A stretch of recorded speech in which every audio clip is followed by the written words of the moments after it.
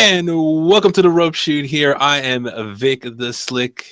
And of course, with me is my co-host, Bunny Von Terror.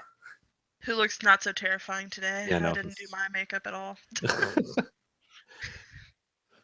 This is the actual Rope Shoot. I know you've seen some other Rope Shoots, but this is the official new Rope Shoot. And we're here for all your wrestling needs. All right. Of course, of course, this week was Payback, WWE Payback. It was a pretty good pay-per-view. I enjoyed it. There were some matches that I look forward to somewhere like a little ad, but of course, we kicked off with the kickoff where we had Enzo and Big Cass. How you doing? Against Luke Gallows and Carl Anderson. And surprisingly enough, Enzo and Cass had their first win against Gallows and Anderson. And you can't teach that. That is right. Oh my God. I was actually excited. And, one of the things is that Enzo Amore and Big Cass, they're a really good team. It's just that they're not getting pushed as well. And I hate to say neither is Anderson and Gallows. And the thing was that people were getting tired of seeing them all the time, and usually Gallows and Anderson usually get the win over them, and it felt kind of relieved that Big Cass and Enzo actually got the win. Mm-hmm. And that was the kickoff. We also had Miz TV with special guest was Finn Balor, and yes, and of course, the Miz, how the Miz is and everything. Talking out of ass. Yep. Yeah, pretty much. And it's like, Finn Balor was talking about the Balor Club, and the Miz was like, can Maurice and I get into the Balor Club? And Finn was like, well, that's not up to me. That's actually up to the members of the Balor Club, which, of course, was the WWE Universe. And, of course, everybody said no for the Miz joining the Balor Club. And, of course, Miz just said some more random stuff and everything like that. And the one thing, Finn, if I remember correctly, he was ready. Of course, he said that we all know how Miz TV ends is when Miz gets his ass kicked. Correct? Yep. All right. Well, this time Finn said he was going to be the better man, and I liked what he did because Finn said he was the better man and was ready to walk out. But the one thing he said before he walked out was that, Miz, you're just not worth it. And the Miz's ego. Mm-hmm. And of course he says that. And of course the Miz goes ballistic and everything. Next thing you know, Finn comes back, switchblade, and then just took Miz right out. So yay for Finn Balor. Finn Balor is bae. # bae. Just saying. Mm-hmm. Let's see. What was next on the roster for that show? For Payback? Yeah. Let's see. Payback. What else do we had in the show? Oh, that's right. We had and that was in the pre-show. That was the pre-show. Mm-hmm. Of course, the first match was for the United States Championship. Of course, Kevin Owens was the champion at the time, taking on his former best friend Chris Jericho. I miss Y2KO. Yeah. Well, the thing was that if Chris Jericho won, he was not only going to be the new United States champion, but also he was going to move to SmackDown Live. Mm-hmm. And of course, I'll talk about this. We're actually going to talk about Chris Jericho a little bit later. And needless to say, the thing is, if you saw that match before at WrestleMania, of course, Chris Jericho, and it was a pretty good match. Chris Jericho put Kevin Owens in the walls of Jericho. And once again, just like in WrestleMania, Kevin Owens comes and breaks the hole with that one little finger. The one finger, yeah, on the rope. So he did It's so that. aggravating. I hate it when he does that. He's like the one little finger. But so basically, Chris Jericho was pissed off, took Kevin Owens' hand, just went with it, just like beat it, like something, and even at one point put Kevin Owens' hand inside the steel, in between like the steel steps, and I think on the side of the ring, and just kicked the steel steps and almost broke his hand. So this way he wouldn't do that one finger, because later on at the end of the match, Chris Jericho put Kevin Owens in the walls of Jericho again, and once again Kevin Owens was trying to do the finger on the ropes, but he couldn't, because of course his hand got a little messed up and ended up tapping, and Chris Jericho won the United States Championship. Yay. I love Chris Jericho. I've always loved Chris Jericho. I think he's a fantastic heel. Kevin Owens always has my respect. He does his job. And funny, the best thing about it is that I really love the list of Jericho. Yes, I the love list of Jericho. Oh my god! To say, you know what happens? You just put on the list. You just made the list. You just made the list. I love that. You stupid idiot. And speaking of Chris Jericho, also I think it was last Friday.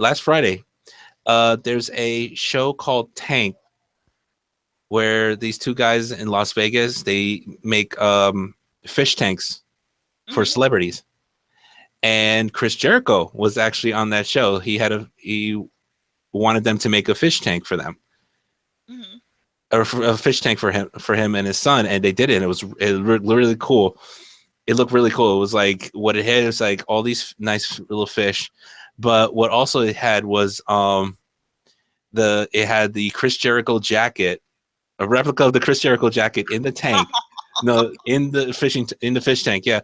Plus a tank championship belt, and inside the tank, and also the list of Jericho clipboard, but instead it's called the Tank of Jericho. But it has the same as it was pretty cool. It was pretty cool. The funny thing was at the end was that the guys from Tank also a couple of seasons ago, that was my phone. A couple seasons ago, they did a tank for Titus O'Neil.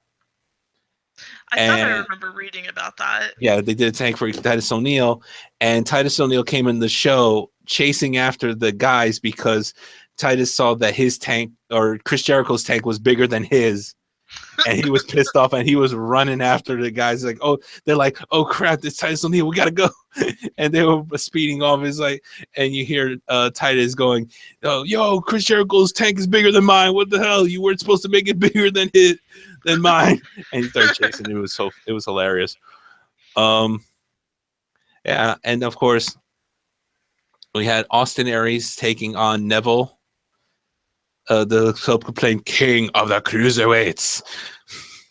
Yes. That was like a very interesting match, and Austin Aries, he almost had it, but he actually got him in the last chancery submission hold, and a lot of people were saying that Neville was ready to tap, that he had to resort to underhanded taxes when he pulled the referee over him, and referee had no choice but to give the disqualification to Neville. So Austin Aries won by disqualification. Unfortunately, he didn't win the cruiserweight title. Right. Which is bullshit. And okay, there. Sorry, I was moving my legs, and my tray table was. There we go. discomfort is the key to Yes. podcasting. Yes. I've said this is like our excuse me. Pardon me. It's like our for podcast, but we're definitely gonna get better. You know, we're gonna get much better at this. Of course, our next match was the Hardy Boys taking on Cesaro and Sheamus. Excuse me. Excuse me, folks. Of course, Cesaro and Sheamus both, of course, respected the Hardy Boys. And once again, a really good match. It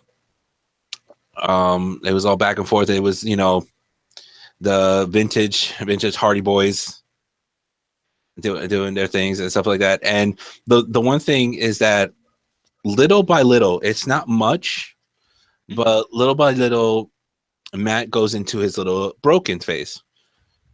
Now, of course, we all know with the TNA, I guess TNA lawsuit against the Hardys that he can't use the broken gimmick and stuff. But he uses it sporadically and stuff. And you know, we saw that a little bit in the match. He kept doing, you know, he does this once, like the delete, and everybody understands that. So, but other than that, they were really good match back and forth. Of course, the Hardys retained. What had happened was that Sheamus was able to hit Matt, but during the time didn't know that Jeff tagged in. So when Sheamus was pinning Matt Hardy, Jeff was already on the top rope. He did his swanton bomb and pinned Sheamus for the 1, 2, 3. And once again, Sheamus and Cesaro shakes the Hardy Boys' hand. And of course, you know, Hardy Boys are celebrating their victory. The one thing I didn't the one thing I didn't think was going to happen. Well, I kind of thought it was going to happen, but I didn't think it was going to happen.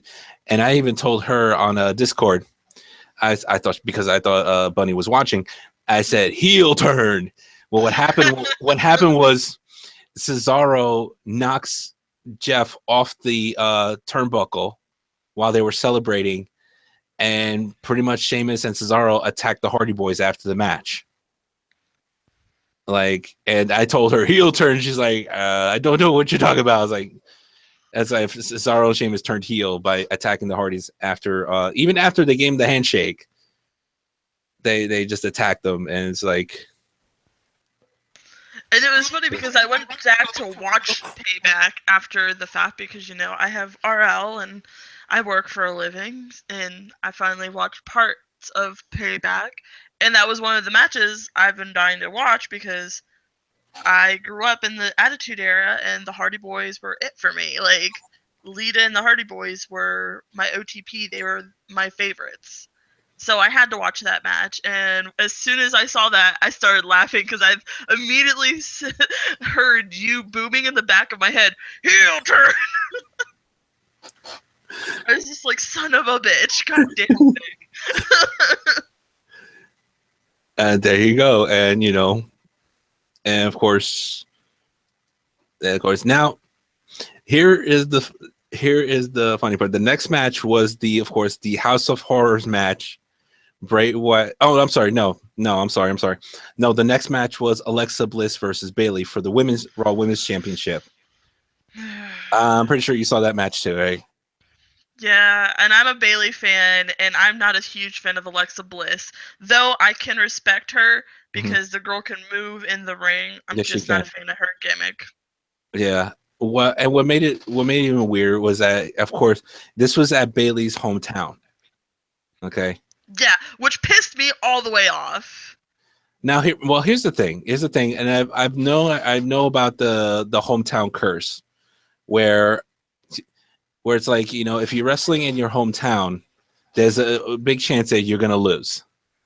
Sometimes it doesn't happen, sometimes it does, sometimes it doesn't. But in this case, for Bayley, it didn't, you know, it didn't happen. She lost. Unfortunately, she lost the match. Alexa Bliss did pick up the win, which means she's actually the first female competitor to win the SmackDown Women's Championship and the Raw Women's Championship. So, love her or hate her, you got to respect the fact that she just made history there. Oh yeah, that's a great accolade, and Mm-hmm. I couldn't think of anyone more deserving. She's worked hard. It's just I'm not a huge fan of her. I think her style and her gimmick is completely a ripoff of a certain comic book character I know and love. Mm-hmm. See above. Well, think of it this way: when Alexa Bliss first started, remember she took that Bliss, the last name, to and she was always so happy and giddy and all the colorful and the glitter and the stuff like that. That was her gimmick in NXT, and that was her gimmick and stuff like that. But we never saw the transition until when it was like if you remember the tag team Blake and Murphy at NXT, and then she started and she joined them, and it was like out of nowhere. Like it was out of nowhere. She just completely become a heel, and then she became the Alexa Bliss that you see right now.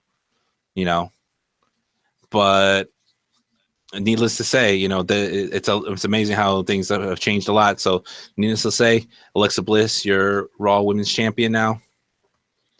So what's more to say? Bravo for her. What's more to say? Now, okay, now the next match I was going to say, Bray Wyatt versus Randy Orton in the House of Horrors match. Okay. Which I thought was completely weird. As soon as I heard about this, I was just like, the fuck am I going to watch? And then I watched it. Mm-hmm. Now here's the funny thing. My girlfriend Kathy, no lie, and she's probably gonna hate me for saying this, no lie. She thought the first part, because the rules of the House of Horror match was it was gonna start at I guess empty house is somewhere in the backwoods, or I don't know where it was. It was an empty house, and then it's gonna finish in the ring. Mm-hmm. So it's like it starts out in the house, and then it's gonna all the way in the ring. Okay, so what had happened was it started out, and like I said, my girlfriend was like, "Damn, this is a long ass promo." She thought the first part with the haunted house and everything like that, she thought it was the House of Horrors. She thought it was a promo. And I said, that promo was taking so long. I said, babe, that's the match. That's part of the match. She's like, what? And I said, yeah, that's part of the match. They were fighting in that little house. And that was, like I said, that was part of the match. Oh, I thought it was a promo. Damn, it was so long. It's like, no, that's part of the match, babe. And so I can understand why she misconstrued it as a promo. It looks very promo-ish. But as soon as you realize, oh, this is going too long, then you had to rethink your thinking and be like, oh, maybe this is part of the match. Yeah. So they could have done that part a little better to kind of notify people hey, this is a match, not a promo. Yes. but for the record, yeah, those plastic baby dolls still freak me out anyway. I thought they were cute, but that's just me. That's just you. Yeah. Those things scare the shit out of me. I'm not afraid to get you one and mail it to you. No, thank you. No, trust me. Just trust me on this. You're gonna have freaking nightmares. But anyway, but still, okay. Of course the match, part of the match, I can't say the match itself, but part of the match ended with Bray Wyatt dropping a refrigerator on top of Randy Orton. And then Bray going to the arena in the limousine, where Randy came in on. So of course, Bray was on his way. So while Bray was on his way to the arena, well, of course, we had our next match, which was Seth Rollins, the Kingslayer, taking on big old Samoa Joe. I love Yeah. Samoa Joe. I am so glad he finally debuted on the main roster. I've been waiting for Yeah. him for a while. Mm. Like, he finally did it, and he's Oh amazing. yeah, he was amazing in that match. And Seth was fighting hard, and of course Samoa was going straight for that bad knee wherever he Mhm. can, and he was targeting that knee. But and some of it even spilled out into the announce table outside the floor. It was just crazy. And then the way it ended, it was like, I can't say it was bittersweet because, well, I guess I can, because it was like the way it just ended. It was just like he just did a roll. I think it was a roll up and just 1, 2, 3 out of nowhere. And But that's Seth Rollins' style, though. You yeah, gotta remember, he's always been that little snake in the grass. Even when he right, was with the Shield, he was always right, that snake in the grass. right, right. And so you know, he got the win, and yeah, he got the win, and Samoa Joe. And I don't think it wasn't the last of that, but you know, it just pissed Samoa Joe off. So after that match was over, of course, Bray Wyatt now he's in the building. Of course, he's coming into the arena. You see the fireflies. You saw him coming out. You know, of course, it's all dark and everything. So he comes to his entrance, and he goes in the middle of the ring. And the funny part is, I don't know how, because the last time we saw Randy Orton, he was on top of or he was underneath a refrigerator. Yeah, like And then, cartoon style in the yeah, fridge. yeah. So what happened was, as soon as the lights came back on, of course, you see Randy Orton right behind him, getting ready to strike. So when Bray turns around, he's like, "Holy shit! What the fuck are you doing here?" Yes, the rope shoot is, what do you call it? The rope shoot's not PG. We can, Yeah, no, we are PG fucking 13. yes, but regardless, he had that move, and Randy Orton was ready to strike until the Singh brothers, or if some of the people know from like in India, the Bollywood boys, came Mhm. in and attacked Randy Orton, and you know, he was able to fight them out, but of course Jinder Mahal comes in, still holding his WWE title, and hits Randy with it, and of course once again takes the title, of course takes the title with him again, and of course Bray Wyatt wins the match with the assist of Jinder Mahal and his little entourage. So That's all I'm saying about that. I know, and it's like, you know, they're pushing. It's kind of weird that they're pushing Jinder Mahal, but you know, I think well, I don't know. He kind of deserves a push after the last time Jinder was in WWE. You know, With, what was it, three-man band or whatever the yeah, hell with Keith Lee. yeah, with 3MB. As I said, one thing is for sure, I do not want to see a 3MB reunion. Oh, come on! They're No. such a great faction! Oh, yeah, right. Strike up the band, Heath Slater. I'm begging you. Well, here's the things. Heath Slater's now on Raw. Drew McIntyre is on NXT, and Jinder Mahal, of course, is on SmackDown. So, I but can't wait for Drew McIntyre to come back up again. He's so beautiful. I can't even. yes, as long as they don't fuck him up, I can't wait Yeah. either. That's And of course, the main event was Braun Strowman versus Roman Reigns, and Roman Reigns was coming out, uh, of course, all bandaged up because of that attack that he got from Braun Strowman last Raw. Mhm. And this match I wasn't able to see, but I did find out that Braun Strowman did win the match. Yeah, I can. And I did find that out too. I didn't see that one yet either. That's still on my watching list. I'm catching up. yeah, Don't hate.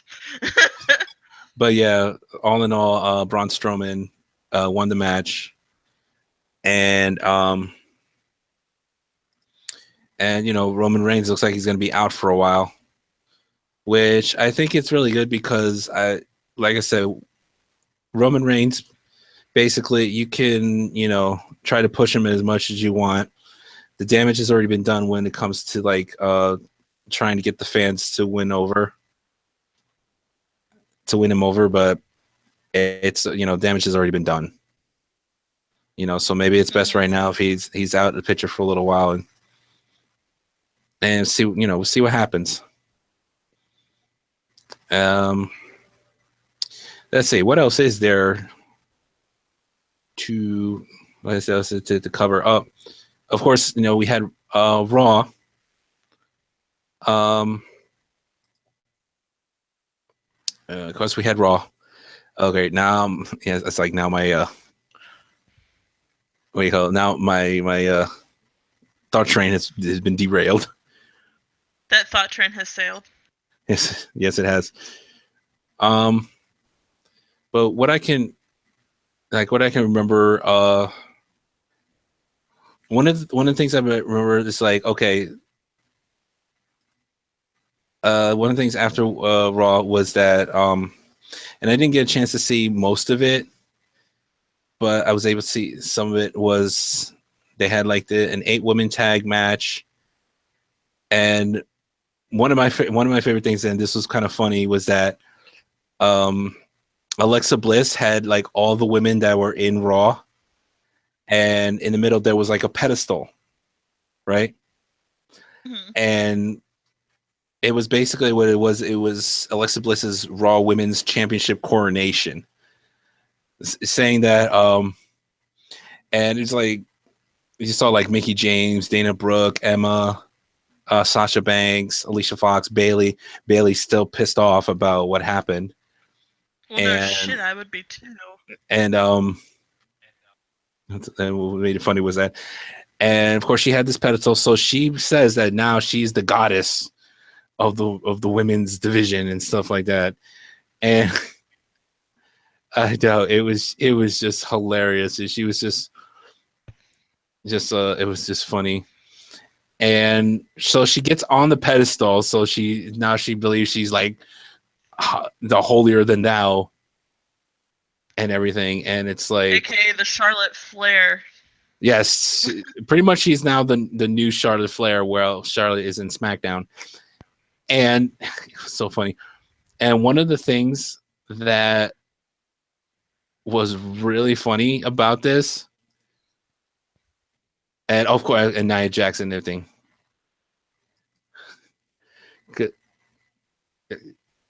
and she being for the title, and oh yeah, what I'm watching is like what she said on YouTube, and she's like, "I beat you for the title. I did it in front of your friend." And she was talking to Bailey about this. Bailey was right there, and so I beat you in front of your family, in front of your friends, and they were upset. And and they said she was talking about Bailey's nephews, and everything, and it's all your nephews, and your niece and something, and now they have a real role model to look up to, and oh boy, that just got Bailey to the point where she took the pedestal while Alexis was on it and pushes it off, knocking her down. And then all the women in the ring just started beating all each other. It just turned into a melee.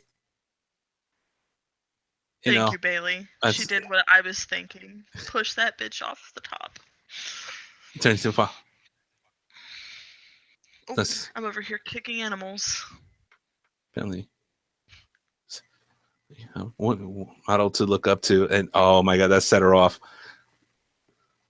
And oh, that's right. Well, that's the thing. After she knocked her down, Bailey went straight after Alexa, and then she went straight after Alexa. Nia Jax pulled off Bailey, and it's just everybody started to get on Alexa, and then it was just like a brawl.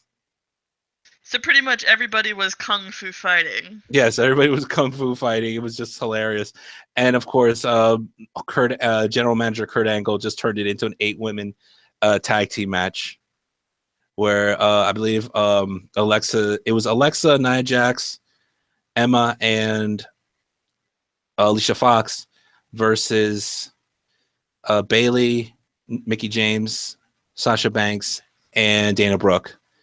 And unfortunately, in that match,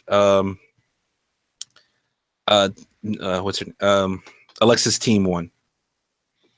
So, I and meant to ask, has Dana Brooke become any more tolerable since she was with Charlotte?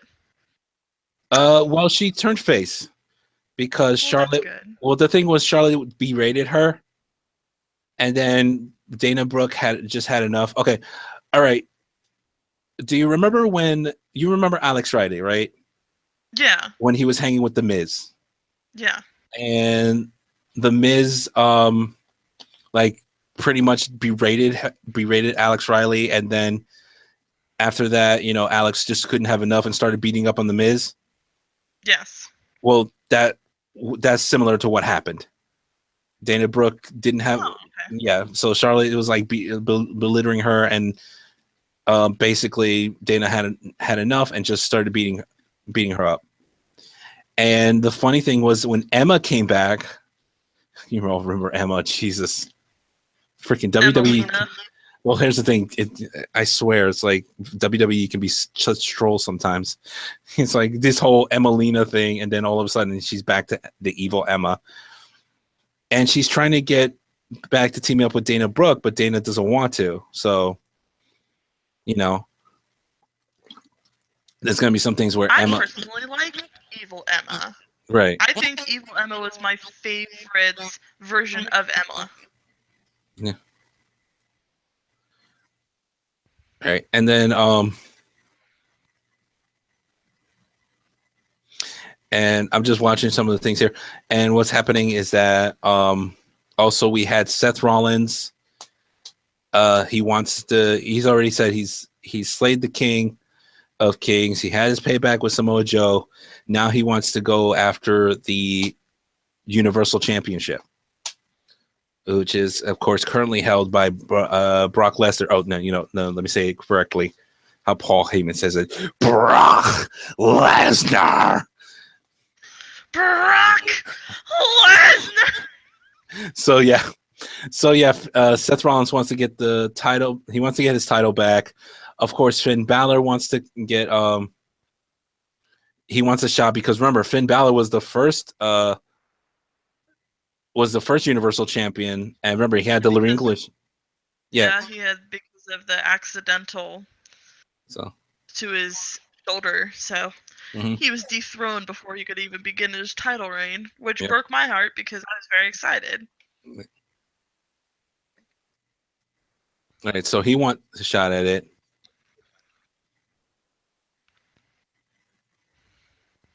And then Dean Ambrose comes in because Dean Ambrose came in.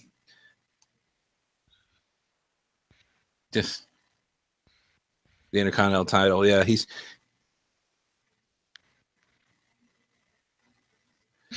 and of course, it's that's going like, and then Dean Ambrose comes in and he's talking about, we want to talk about titles. You got to talk about an Intercontinental title.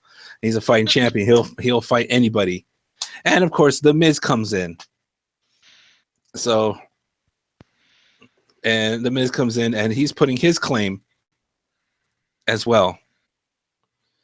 So,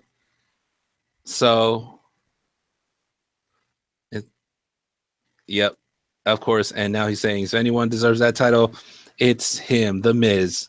So the funny thing was Dean Ambrose gets on the phone with Kurt Angle.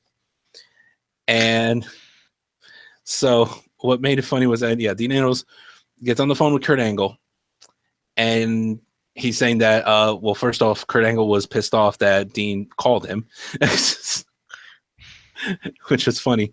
So he decided to make a match that night, which was Seth Rollins versus Finn Balor versus The Miz, number one contendership for the Intercontinental Championship. Okay. Fair enough. So yes, fair enough. That happened. And so it was like I said, it was a pretty good match and trying to watch it. But then surprisingly enough, Bray Wyatt's music during the match, something happens and something happens. It's that Bray Wyatt stuff that happens. Oh yeah, where it Yeah, flashes his thing and yeah, then he yeah. appears out of nowhere like a magic genie. Right now, it looked like what had happened was that what was happening was that that's what happened. With Finn Balor was about to do coup de grace on the Miz, and then the whole Bray Wyatt flashy stuff comes out, and Bray Wyatt attacks Finn Balor, and he gives him Sister Abigail, and of course it's because it's a triple threat. There's no disqualification. So, and then the flashy stuff happens again, and then he disappears, and here comes the Miz, and the Miz picks up the win, which means now once again the Miz is the number one contender for the Intercontinental Championship. What? So I'm not happy with that because that means, well, I don't know if it means that the Miz is going to get the championship. Excuse me. But if the Miz does drop it, there is a speculation I've been thinking. Really? Or if the Miz, you mean if the Miz wins it? Yeah, if the Miz dethrones Dean Ambrose, right, Continental Champion, right, since the roster mix-up, mm-hmm. you now have Seth Rollins, right, Dean Ambrose, right, and Roman Reigns, right, all on the same roster, and they're all face. Right. Shield fucking reunion. They teased it at Money in the Bank last year. That's true, and that's when Seth was happen. Yes, make it happen. It's a possibility. I still believe in the Shield. Well, once Roman Reigns gets better, because once Roman Reigns gets better, it may happen. And now we're probably going to see a feud between Bray Wyatt and Finn Balor. So fantastic. That's gonna be that's gonna be off the hook there.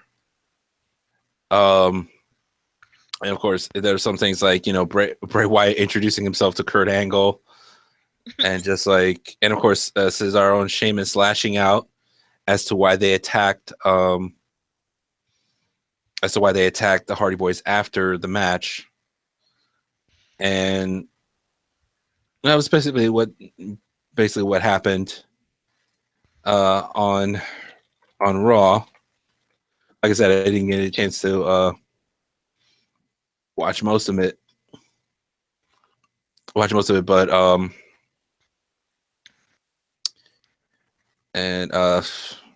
there goes my train again.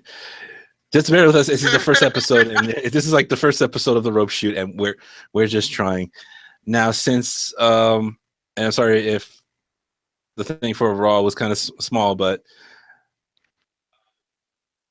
since you said you saw SmackDown, I did. So you'd be able to let us know what happened on SmackDown. Yes, it was actually a very, very action-packed show. Well, first off, the show opened with Shane McMahon welcoming Chris Jericho because, of course, since he won the U.S. belt, he came to SmackDown. Mm-hmm.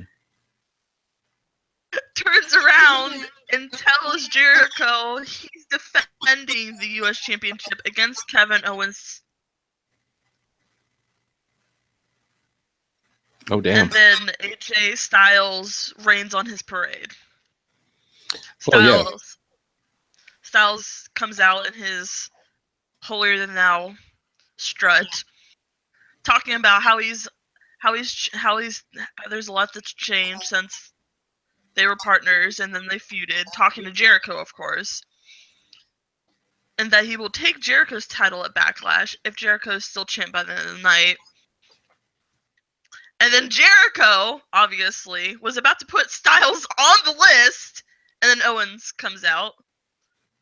And then Owens says the Festival of Friendship will be nothing compared to tonight's.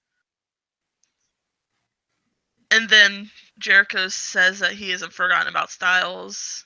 Oh, wait, no, that was Owens that said that. And then Owens and Styles brawled up the ramp until the officials officially broke it up. And then, of course, there was a match between Jinder Mahal and Sami Zayn. And of course, the Singh brothers got involved, and then Mahal pinned Zayn after the Cobra Clutch Slam. Big surprise there for Sami Zayn. And then we had Ty Dillinger against Aiden English. I kind of like tried to fast forward through this because I'm not a huge fan of Aiden English. I don't really pay attention to him. I don't like the vaudevillains. I don't think they're that fantastic of a gimmick. Well, do you know that Simon Gotch is no longer in the WWE? What? Yeah. Hold up. Yeah, he got released. They released him. They released it. I don't know if they released him or he decided to leave. By the powers of Wikipedia. Yes, but yeah, I think he got released, and so yeah, there's no more vaudevillains. Well, they weren't working very well either. Yeah. So, well, what happened with Ty Dillinger? That one I kind of saw with Ty Dillinger, and going back to Raw because I just my bad. Going back to Raw, there were some more matches there that I kind of missed, and I apologize. There was also the cruiserweight match, which was Tony Nese, Brian Kendrick, and Noam Dar taking on Rich Swann, Akira Tozawa, and gentleman Jack Gallagher. And towards the end of the match, it was Gallagher who gets the gentleman's dropkick on Kendrick for the win. So Rich Swann, Akira, and Jack won their match. Also, there was one-on-one action with Enzo Amore and Luke Gallows. Of course, Enzo had Big Cass and Luke had Carl Anderson. And Enzo gave it his all, but unfortunately in the end, Gallows got him with the Fireman's Carry Flapjack for the win. So Luke Gallows won that match. There was also Austin Aries taking on TJ Perkins. Now the funny thing is with TJ Perkins, well, like I said, TJ was fighting through and everything like that. Now, of course, TJ was like accusing Neville of going the coward's way out because like I said before, Neville pulled the referee back at Backlash, not Backlash. I'm sorry, Backlash is SmackDown. Payback. He pulled the referee over to cause the disqualification. And TJ was thinking that other people are saying that's the cowardly ways out, and so Austin Aries and TJ Perkins had a match, and of course Austin Aries wins by submission with the last chancery. Now, quick thing for TJ Perkins, I'll be honest with you, I love his intro. Mm-hmm. Okay, I don't care what anybody says, I love his video game intro. But if TJ Perkins is starting to become heel, I don't think the video game intro will probably, fit well with him. I mean, even when even then he did his heel turn, they still use it. But I mean, they still use it. But what was I gonna say? They still use it for him, even though he's heel, but I don't know if they're going to change it by anytime soon. But anyway, Austin Aries wins by submission. And of course, we know that Miz wins the championship. And of course, now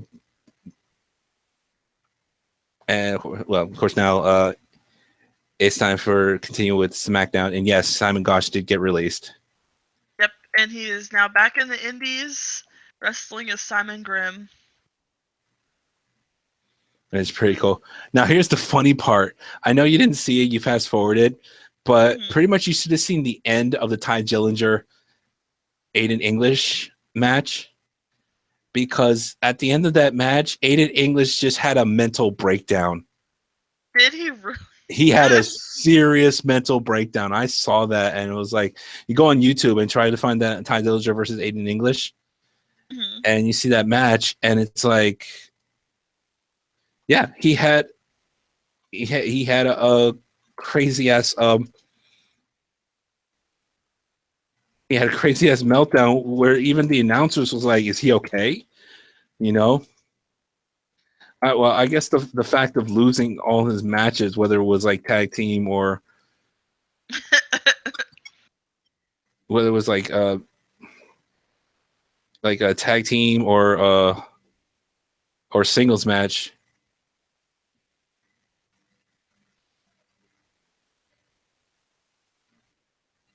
Oh, you didn't know he did a promo too?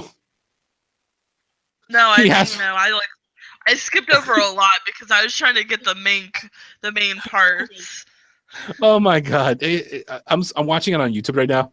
It's the funny thing, and this is the best part about the rope shoot. Just like if we miss some information, we'll just look it up and see it. He asked for the spotlight. Aiden English asked for the spotlight. Wow. Oh jeez.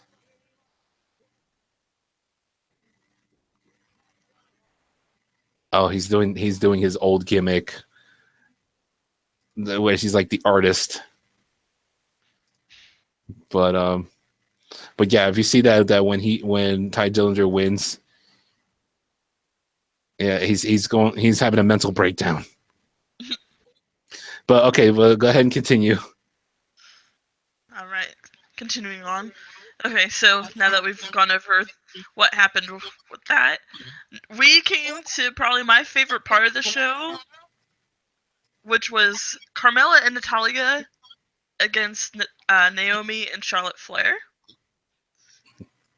Now, I have always been a huge person for Naomi. I'm not thrilled that she's with Charlotte, but That's we'll well, get to that in a second. well, I think only because, and I'm thinking because of what happened. I'm not sure if you saw that part where the so-called welcoming committee, Mhm. which was Carmella, Natalia, and Tamina, Mhm. kind of welcomed Charlotte by attacking her. Yeah, So which I thought was great. yeah, it was kind of weird. So I guess I don't know if it was Daniel Bryan or Shane McMahon set up the match with that tag team. So, but I'm sorry, go ahead. But yeah, so with as you mentioned, the welcoming committee did attack Charlotte, so that she wasn't able to come out to the ring until about halfway through the match. James Ellsworth, who is obviously managing Carmella, he distracted Naomi, and allowed Carmella to get the roll-up pin for the 3 count. But mayhem commenced after the match. The welcoming committee then beat down Charlotte and Naomi, but my bae came to save the day. Becky Lynch, boom, comes out. And this is what's so awesome. She pretended like she was going to join the welcoming committee, but then in a quick second, she grabs Ellsworth and throws him into the other 3 people and attacks them. And then the welcoming committee is all laid out while the other 3 are posing. So I thought that was awesome, and I'm happy that I got to see Becky Lynch, because we all know how I feel about Becky Lynch. She's my favorite. Yeah, she's she's my favorite too. I was like, yes, I know, I but was just like, as soon actually, as I saw her, I was like, yes!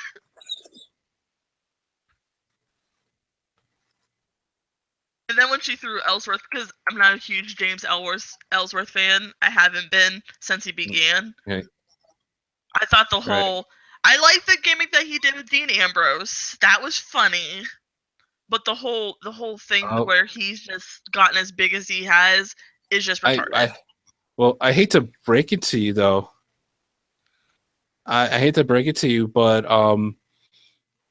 I know Becky Lynch came back and came back to beat him up, but Tamina, I'm looking at right now on YouTube, Tamina took out Becky Lynch, and now the World Community attacked Becky Lynch.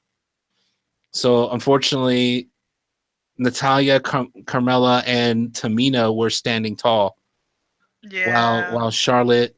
You didn't want to mention that, did you? No. I know, I know. I'm sorry to be like the bearer of bad news, but we can't. We don't want people to think it's like, yeah, Becky Lynch is and we don't want to have comments saying, Becky Lynch got taken out. Yeah, Welcoming Me Committee laid out the other three, and then they posed. So I'm thinking 3 women tag match next week. Yeah, that's what I'm thinking. So. And let's hope Shane completely bans that no chin motherfucker from the side of the ring. Mm-hmm. Yeah. And then up next we had one of my all-time favorite wrestlers, Dolph Ziggler, who still looks like a greasy 80s version of a car salesman, against Sin Cara, who I haven't seen in a while. And you haven't seen in a while, but you saw his outfit, and I have to say, he looked like a fucked up Power Ranger. Thank you. I'm sorry. I like Sin Cara. I kind of like Sin Cara, and I like the Lucha Libre, but he just looked like I swear to God, I've looked at it and like, the hell is he wearing? He looks like a freaking fucked up Power Ranger. Like, really, Phil? Really? You went with that? Oh my! Like, I was so embarrassed for him. Oh my God! So I wanted to start singing "Go Go Power Rangers" as soon as I saw him. Like, I was just like, this motherfucker really came out dressed up like the Blue Power Ranger. Not even blue; it's like a sky blue. It's blue. Yeah, it's blue. I'm so glad you were going to mention that outfit, because I was going to try to skip over that part because I did not want to embarrass him even further than that did. Just saying, because I would have been embarrassed. The costuming people did not do very great on that. Yeah, well, regardless, I think Dolph Ziggler got the win. Yeah, he won after the super kick. And one thing I'm hoping we are seeing is that a big rivalry between Dolph Ziggler and of course my boy Shinsuke Nakamura, the King of Strong Style. I can't wait.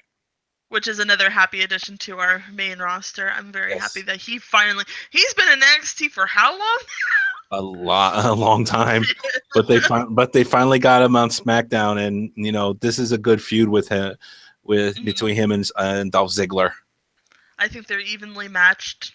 Oh yeah, and it'll be exciting because Dolph Ziggler, he's the show off. It's what he does, and then you've got Nakamura, who's just a powerhouse in the ring. So it's gonna be fun and action packed. And then up next, there was a promo with none other than Breezango. Breezango. Yeah, Breezango. You'll have to watch it, Vic. It's hysterical. They debuted a new Law and Order type spoof called The Fashion Files. Wait, what? Yes, you need to go look this up. Oh my God, it's so funny. Oh my God. Oh crap! You gotta be kidding me. I'm not even. Like, when I saw this, I was just like, is this really happening? I think. Hold on. Oh, this was okay. This was yesterday. So I think I saw it.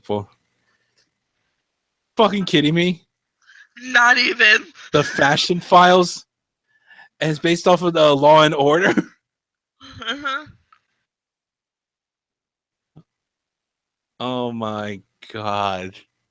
I know. These are the stories. Oh my god, everything with Law and Order, including the dun dun. I'm telling you, it I'm was. I saying, was on the. I'm just sitting in bed watching this, laughing my ass off. oh my god. And of course, it's in Fresno, California. And they have a picture of the Fresno. Oh my god. You gotta be kidding me. The Fresno fashion department. Oh, dissension paperwork. God.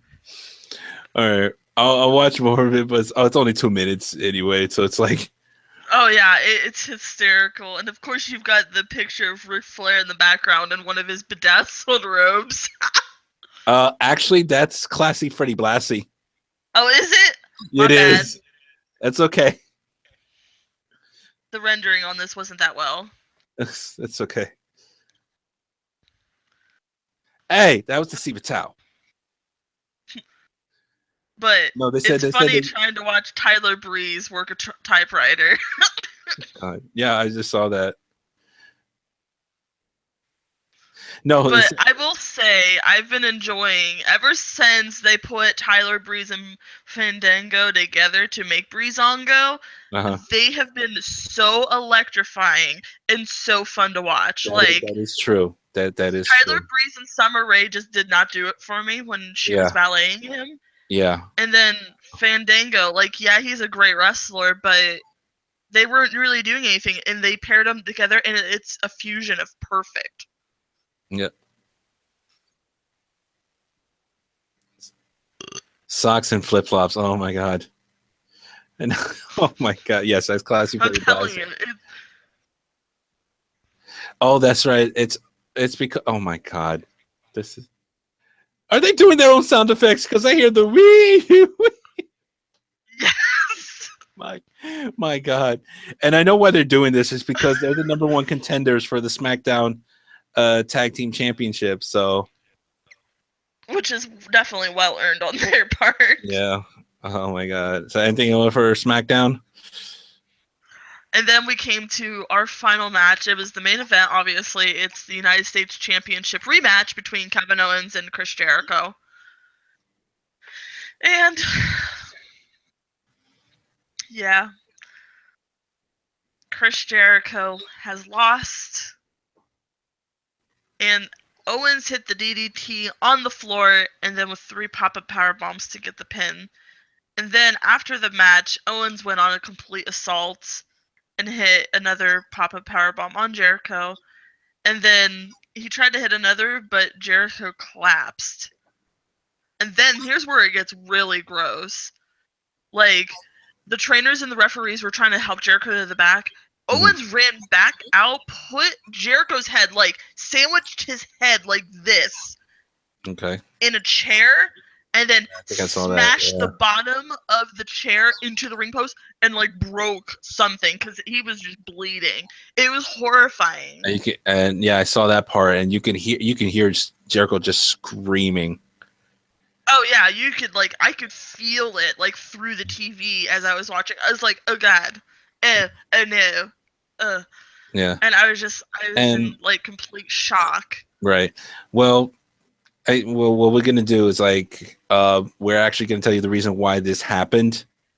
It was just the right amount of TV, and of course, Bunny Von Terror, the lovely Bunny. She has the reason she has the scoop as to why Jericho was taken out like that. Yes, and fans across the WWE, even Kevin Owens has wished Jericho well and tell him to get well soon. But that's not exactly the reason why. It is actually, which I forgot all about this fact, Chris Jericho's the lead singer of a band called Fozzy. And they just released their newest single. Well, it's hitting soon, but the newest single is called Judas, and you can actually watch. I'll put this down below in the comment section or somewhere. But you can watch the video, and it's actually pretty good. Now, granted, I watched it several times, and Chris Jericho oversells everything. So you can obviously tell he's overselling being a rock star. just like hair bands in the 80s did it. But his voice is really fucking good. Like, but yeah, the reason he is leaving behind the WWE and he's inactive now is because of Fozzy. They're getting ready to go on a tour. They're actually finishing up an album, which should be dropping relatively soon. In that single, which I just linked in the discussion box, you can actually watch it, and you should be able to download it tomorrow. It drops tomorrow on Cinco de Mayo. That's good. So all you Jerichoholic fans, just go ahead and pick up that release when that single when it comes out. And that may be it for unless we have anything else. Well, I know that next week, on Friday, is my birthday. Bunny Oh, Fonterre is turning 30. The Dirty 30.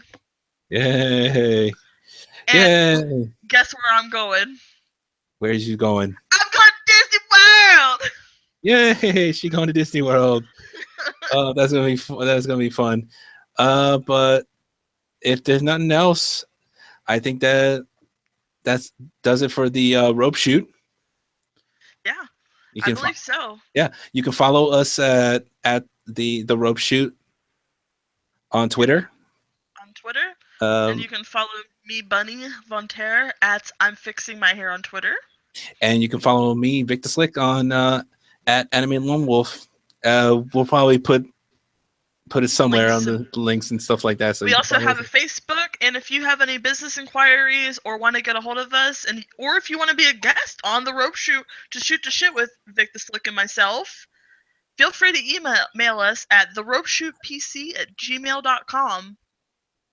And pretty soon we're actually going to have a Patreon page so you can support us because we need, we're trying. This is, like I said, this is our first show and we need your support. Yeah, we need your support, and it's fans like you that keep us on the air. If it's not for the love of wrestling, it's because you like seeing our faces every week when we drop these podcasts. Yep. And we're also working on getting these podcasts up on iTunes ASAP. So until then, until next week, we of course this was our first one. We were supposed to start at 5 p.m. Eastern Standard Time, but there were a lot of technical difficulties. But we will have a set time for the podcast. Yes. I believe we'll start again with 5 p.m. Yes. Okay, so come see us every Thursday at 5 p.m. On the rope shoot. So until then, this is Vic the Slick. This is Bunny Fonterre. Good night and good fight. Take care, everyone.